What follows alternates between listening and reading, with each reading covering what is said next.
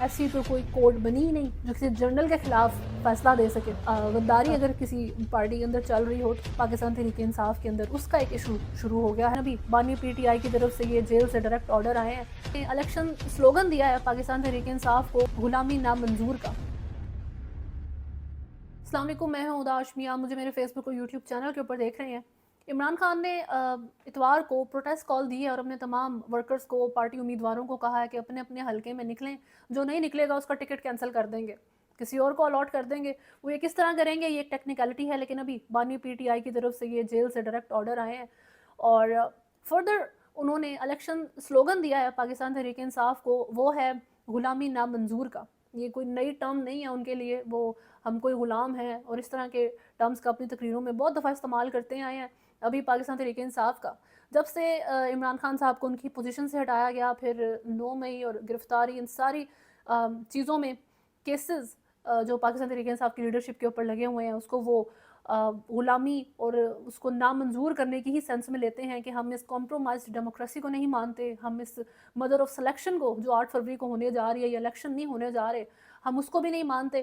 تو یہ ایک سلوگن پاکستان تحریک انصاف کا کہ جی غلامی نامنظور ان کے نیریٹو کے لحاظ سے اس پہ فٹ بیٹھتا ہے. لیکن ایک طرف تو پروٹیسٹ کال دی گئی ہے اتوار کے دن اور الیکشنز بھی آ رہے ہیں، ان کی الیکشن کیمپین بھی چل رہی ہے، لیکن ساتھ ساتھ اس وقت محکمہ داخلہ پنجاب نے صوبے میں دفعہ 144 نافذ کر دی ہے. اس کا نوٹیفیکیشن جاری کر دیا گیا ہے جس کے مطابق اسلحہ لے کر نکلنے پر مکمل پابندی ہوگی. فردر آپ جو گروپنگز ہوتی ہیں، چھوٹی گروپ بھی ہو، 5-6 لوگ، 10 لوگ، آپ اکٹھے کھڑے نہیں ہو سکتے. ایک تو یہ چیز ہے، اور یہ 12 فروری تک نافذ رہے گی اکارڈنگ ٹو دا رپورٹس.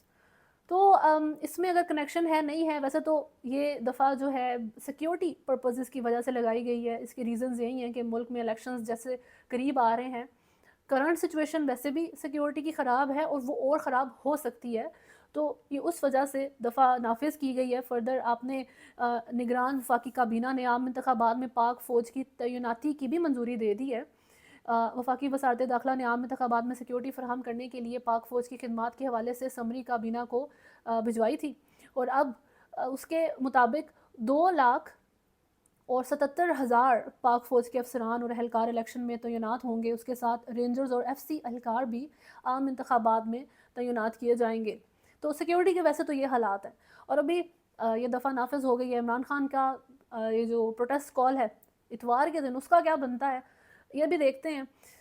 لیکن آزاد امیدواروں کا جو پاکستان تحریک انصاف کا کیس ہے وہ 2 لحاظ سے چل رہا ہے.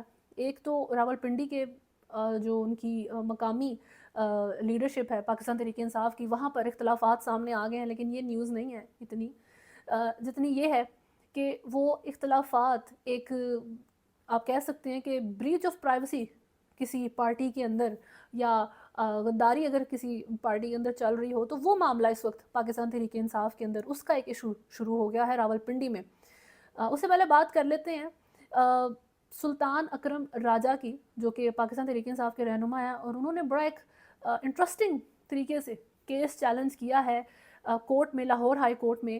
جو الیکشن کمیشن نے ان کو ایک آزاد امیدوار کے طور پہ ان کا نام جاری کیا ہے.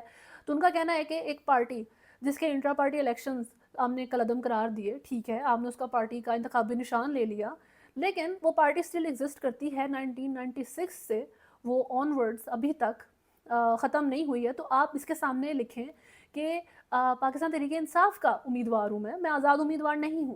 لاہور ہائی کورٹ میں اس کی سماعت ہوتی ہے، کیا بنتا ہے وہ دیکھیں گے. لیکن جو آزاد امیدواروں کا راول پنڈی میں معاملہ چلا ہے، اس کے مطابق مقامی قیادت کے درمیان ٹکٹوں کی تقسیم پر اختلافات سامنے آ رہے ہیں. مقامی رہنما ٹکٹوں کی تقسیم پر صدر پی ٹی آئی شمالی پنجاب سیما بیاستی پر برس پڑے اور استعفے کا مطالبہ کر دیا.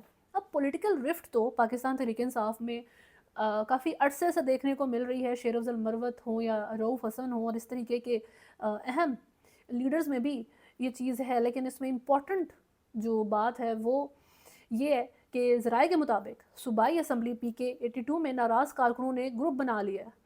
گروپ کے سربراہ ظفر اللہ خٹک نے انکشاف کیا ہے کہ پی ٹی آئی میں اب بھی سب کچھ پرویز خٹک کے کہنے پر ہو رہا ہے. جیو نیوز کے نمائندے سے انہوں نے گفتگو کرتے ہوئے یہ باتیں کی ہیں کہ پارٹی میں پرویز خٹک کے لوگ موجود ہیں جو پرویز خٹک کو وزیر اعلیٰ بنانے کے لیے رکھے گئے ہیں. یہ امپورٹنٹ ایکیوزیشن ہے جو اس وقت ایڈریس اس طریقے سے شاید نہ ہو پائے پاکستان تحریک انصاف کے اندر، کیونکہ ان کی لیڈرشپ اس وقت جیل کے اندر ہے، وہ مائنس ہے مین سین کے اندر سے. لیکن اگر آپ اس کو دیکھیں کہ آپ کہ پہلے آپ قرآن پہ جو حلف لے رہے ہیں کہ یہ پارٹی کے جو آزاد امیدوار ہیں یا الیکشنز کے بعد سکیٹر نہ ہو جائیں یا الیکشنز کے بعد ان کی لائلٹیز نہ بدل جائیں، کیونکہ جو آپ کے رائیول پارٹی کے لوگ ہیں وہ چیل کی طرح بیٹھے ویٹ کر رہے ہیں وہ بھی کہ وہ ان کو لر کر سکیں اپنی طرف، اٹریکٹ کر سکیں ان کو. تو وہ پہلے سے ہی اگر کچھ ایسے لوگ پارٹی کے اندر موجود ہیں جو ٹکٹ پہ تو ان کے لڑیں گے پاکستان تحریک انصاف کے، لیکن لائلٹیز ان کی پہلے ہی کہیں اور لائے کرتی ہیں. خیر عمران خان کی پارٹی پاکستان تحریک انصاف کے کسی ایک اینڈ کے اوپر مسئلے نہیں ہیں، وہ بہت ساری ایشوز چل رہے ہیں اس پارٹی کے ساتھ. جیسے اس میں کیسز ہیں جو عمران خان کے اوپر، ایک سائفر کیس ہو گیا، 190 ملین پاؤنڈ کیس ہو گیا. میں نے پہلے اس کے بارے میں بات کی تھی کہ عمران خان اس طرح کا مزاج نہیں رکھتے کہ ایک سیاستدان کو آپ بلی کا بکرا بنا کے سائڈ پہ کر دیں اور باقی جتنے بھی لوگ سیم کام میں انوالو تھے وہ بری و زما ہو جائیں اس چیز سے، ان کی کوئی اکاؤنٹیبلٹی نہ ہو. عمران خان چاہتے ہیں کہ باقیوں کو بھی جو ہے نا آپ تھوڑا سا مسئلہ بنائیں ان کے لیے بھی. تو 190 ملین پاؤنڈ کیس میں اس کی ایک مثال آپ اگر ملک ریاض کے لیں، حالانکہ ملک ریاض عمران خان کی ہی سائڈ کے ہیں، ان کے اوپر بھی وہی کیس لگا ہوا ہے کرپشن کا جو عمران خان کے اوپر ہے، بٹ سٹل آپ نام نہیں لے سکتے تھے ملک ریاض کا. اگر لکھنا ہے تو آپ نے وہاں لکھنا ہے جی دیگر افراد، اگر آپ نے بولنا ہے تو بول نہیں سکتے، ٹی وی کے اوپر وہ نام ایلیمنیٹ ہو جائے گا. لیکن اس وقت ملک ریاض اور ان کے بیٹے کی ساری پراپرٹی ضبط کر لی گئی ہے، ان کی گاڑیاں، ان کا ایک ٹریکٹر تک جو ان کی رینٹڈ پراپرٹی ہے اس کا بھی ریونیو سارا نیب کے پاس جائے گا. تو نام نہ لینے تک کے سفر سے جو ہے یہ پراپرٹیاں کمپلیٹلی ضبط پراپرٹی ہے ہی نہیں.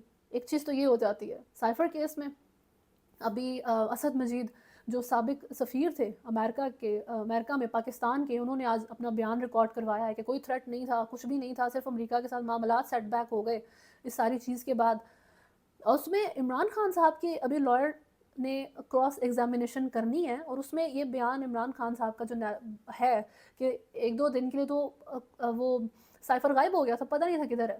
باجوہ صاحب کو پوچھیں، ٹھیک ہے، باجوہ صاحب کو وہ پہلے بھی ایز اے وٹنس بلانے کی ڈیمانڈ کر چکے ہیں کورٹ میں کہ انہیں بلائیں یا پوچھیں ان سے کیا معاملات چل رہے تھے. وہ تو پارلیمنٹری بیک بینچر رہے ہیں سارے میرے ٹینیور میں.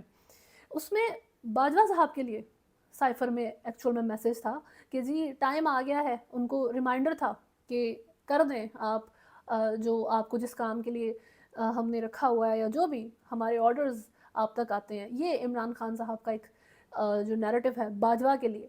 تو ابھی کیا باجوہ صاحب بھی کورٹ تک آئیں گے؟ جیسے فیض حمید اس وقت کورٹ میں موجود ہیں، فیض آباد دھرنا کمیشن میں ان کو 2 دفعہ بلایا تھا، وہ نہیں گئے. پھر انہوں نے اپنا جواب ویڈیو کال کے تھرو ان سے مانگنے کی کوشش کی کہ انہوں نے جمع کروا دیا تحریری.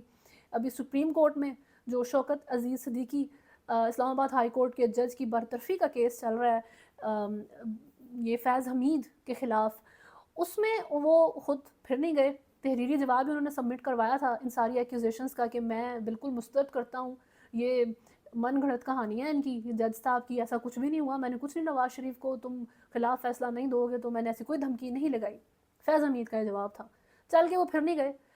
ویسے جس دن کوئی جرنل چل کے کورٹ تک چلا گیا تو ایسا لگے گا کہ شاہ ہاں جی تھوڑی بہت جو ہے آئین موجود ہے ملک کے اندر ابھی تک، لیکن ایسا نہیں ہوا. تو سماعت کے آغاز میں، اور یہ سماعت قاضی فائز عیسیٰ کر رہے ہیں، لارجر بینچ 5 رکنی بینچ ہے یہ سپریم کورٹ کا. تو اس کے آغاز میں چیف جسٹس نے سوال کیا کہ آپ شوکت صدیقی کے الزامات تسلیم کر رہے ہیں یا مسترد؟ اس پر خواجہ حارث جو کہ فیض حمید کے لائر ہیں، انہوں نے کہا ہم تمام الزامات کو مسترد کرتے ہیں. شوکت صدیقی کے وکیل حامد خان نے دلائل دیے کہ لیفٹیننٹ جنرل ریٹائرڈ فیض حمید الزامات کی تردید کر رہے ہیں، یہی ہمارا کیس ہے. سپریم جوڈیشل کونسل کو پہلے انکوائری کروانا چاہیے تھی، اس میں ہمیں فیض حمید پر جرح کا موقع ملتا. خیر یہ ساری ہیئرنگ چلی اور بہت کیئرفل طریقے سے یہ قاضی فائز اس کیس کو لے کر چلے ہیں، اور انہوں نے اس کے اوپر ریمارکس بھی دیے تھے کہ صرف آئینی خلاف ورزی کی صورت میں یہ جو انہوں نے کہا کہ موجودہ کیس میں ہمیں بہت محتاط چلنا ہوگا کہ کہیں اداروں کے درمیان قائم آئینی توازن خراب نہ ہو. شوکت صدیقی کیس کا فیصلہ جو ہے یہ 50 سال تک بطور عدالتی نظیر استعمال کیا جا سکتا ہے. تو یہ ایک امپورٹنس ان کے لیے اس کیس کی رکھتی ہے، اور وہ بڑے کیئرفل ہیں اس کے فیصلے میں، اور اس کی جو انہوں نے ابھی اس کا فیصلہ محفوظ کر لیا، وہ کب دیں گے، ان سارے دونوں فریقین کے دلائل سننے کے بعد جو انہوں نے فیصلہ محفوظ کیا وہ کب دیتے ہیں، اور اس کا کیا رزلٹ آتا ہے، کیا وہ فیض حمید کے خلاف آتا ہے۔ اگر وہ ویسے حق میں دے دیتے ہیں فیض حمید کے، تو جو ایک چیز بنے گی وہ یہی ہوگی کہ جی اب یہ قاضی فائز عیسیٰ کے اوپر تو کرٹیسزم کی بھرمار آلریڈی موجود ہے بلے کے نشان کے بعد، خاص طور پہ اس کے بعد تھوڑی سی اور ہو جائے گی، اور فیور ہو جائے گی کہ ہاں جی ہمارے ملک میں ایسی تو کوئی کورٹ بنی ہی نہیں جو کسی جرنل کے خلاف فیصلہ دے سکے، یا کسی جرنل کو اکاؤنٹیبل کر سکے اس کے کسی بھی معاملے کو، اس کی کسی بھی ایکشن کو لے کے۔ تو اگر وہ حق میں فیصلہ دیتے ہیں تو یہ ایک آلریڈی بلڈ نیریٹو ہے، یہ ایکسپیکٹڈ ڈیسیجن ہوگا، لیکن اگر انہوں نے ان کے خلاف فیصلہ دے دیا اور شوکت عزیز صدیقی اس میں صحیح ٹھہرے تو وہ ایک لیجنڈری، ایک بڑا ہسٹورک قسم کا فیصلہ ہو سکتا ہے۔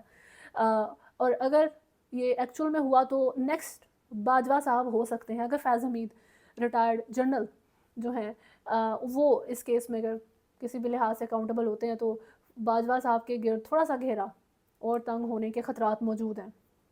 اکراس بارڈر تھوڑی سی بات اگر ہم کر لیں، اور وہ ہے بابری مسجد، جو ایک پاکستان نے اس کو بلیک ڈے کنسیڈر کیا ہے، پاکستان نے سخت مذمت کی ہے بابری مسجد کے شہید کیے جانے پر بھی، پھر اس کے بعد ان کھنڈرات کے اوپر رام ٹیمپل ایک گرینڈ اوپننگ کے ساتھ کھولنے پر بھی جو OIC ہے اس کی طرف سے بھی اس کی سخت مذمت کی گئی ہے۔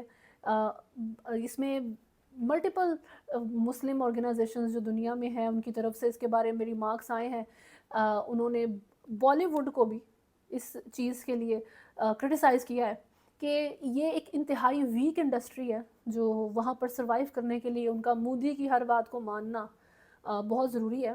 ایودھیا میں شہید بابری مسجد کی جگہ رام مندر کی تعمیر مذہبی سے زیادہ سیاسی معاملہ قرار دیا جا رہا ہے، اور یہ سیاسی معاملہ ہے بھی، یہ مذہبی نہیں۔ میں نے پہلے بھی کہا تھا کہ یہ ایک سٹیٹمنٹ بنا دی ہے مودی نے، یہ ہندوستان انڈیا نے سٹیٹمنٹ بنائی ہے کہ آپ اس وقت ایک ہندو لینڈ کی طرف دیکھ رہے ہیں جو صرف ہندوؤں کے لیے ہے، وہاں پر وہ لینڈ صرف ہندو وہاں پر بلونگ کرتے ہیں، وہ کسی مائنورٹی کے لیے نہیں ہے، وہ کسی مسلمان، کرسچن، بدھسٹ جو وہاں پر رہتے ہیں ان کے لیے جگہ نہیں ہے۔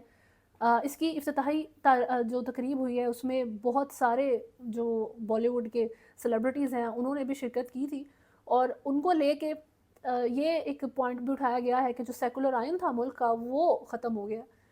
اس میں اس بالی ووڈ کا استعمال اس ایونٹ کو اور زیادہ گلوریفائی کرنے کے لیے کیا جا رہا ہے، اس کو اور زیادہ نارملائز کرنے کے لیے کیا جا رہا ہے، اور مسلمانوں کے تمام جذبات کو جو وہاں پر رہتے ہیں۔